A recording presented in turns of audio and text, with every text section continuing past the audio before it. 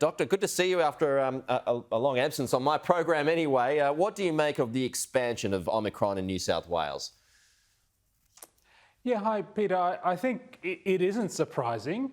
It's inevitable, in fact, as we see that Omicron was initially discovered in some African nations, but now we found it in over 20 nations around the world. And as people look hard, we're going to find it not just in other parts of Australia, but in other parts of the world. Has anything changed in your thinking about it? Well, we have a case of an Israeli doctor who went to the UK for a convention. He came back to Israel, and this was an Israeli doctor who's had the booster as well as the 2 primary vaccines. He got Omicron. He got sick for a couple of days with it, was in bed with it, but got over it.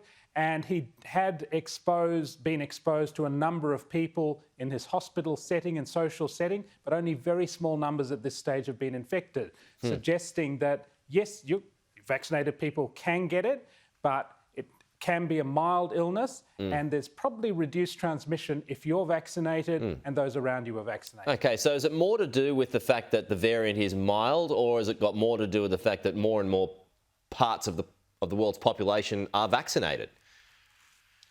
Yeah, so that's why we need all this data, why the World Health Organization, everyone is saying, let's see what happens in the next 2 weeks as we analyse what's going on.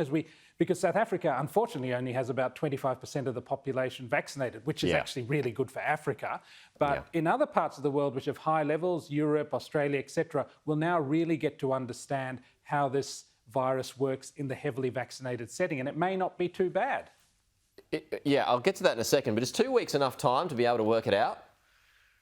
Look, at least 2 weeks, to understand the epidemiology. I mean, certainly we'll get some laboratory data back within 2 weeks where vaccine manufacturers will test vaccinated serum, the part of the blood with antibodies in it from people who've gotten the vaccine, against the virus and get an idea how it compares to Delta and previous strains.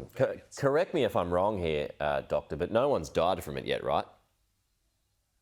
No, I have not heard of any deaths from Omicron at this stage. I mean, that's great news. And it's also promising. I mean, we heard from Dr. Fauci yesterday, the first case in the USA anyway.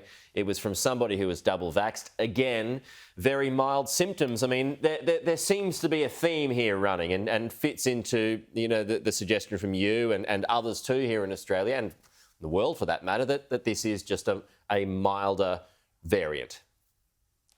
Yeah, I mean, I'm being optimistic, but so far that's what we're hearing.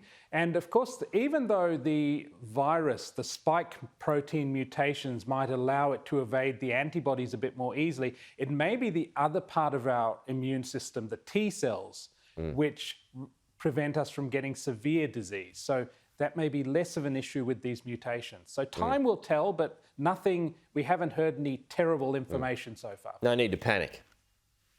No, definitely no need to panic. No. And what about bringing a booster earlier? Do you think there's a need to do that now that seems to be something not to panic about? Look, the booster may be, well, it again depends on the data. If we find that people who've been double vaccinated, there's a higher proportion of them ending up in hospital, then there is an argument for bringing the booster in, because we do know the booster increases antibody levels. Now, if we hadn't found Omicron, if we were just sticking with Delta, the government's recommendation that we wait 6 months after our last dose, unless you're immunosuppressed, would be quite reasonable, but might have to reassess things a bit with Omicron. We'll see. Get the feeling, I mean, it's just going to be an annual shot anyway. Do you think from now on? I think more because new variants are emerging. If Omicron or Delta hangs around for a long time, the third dose might give us a bit longer than 1 year, Peter. But if new variants appear, that's where we may have to adjust the vaccines. Okay. Dr. Sanjaya, Senanayake, great to chat as always. Thanks for your thoughts. We'll talk to you soon.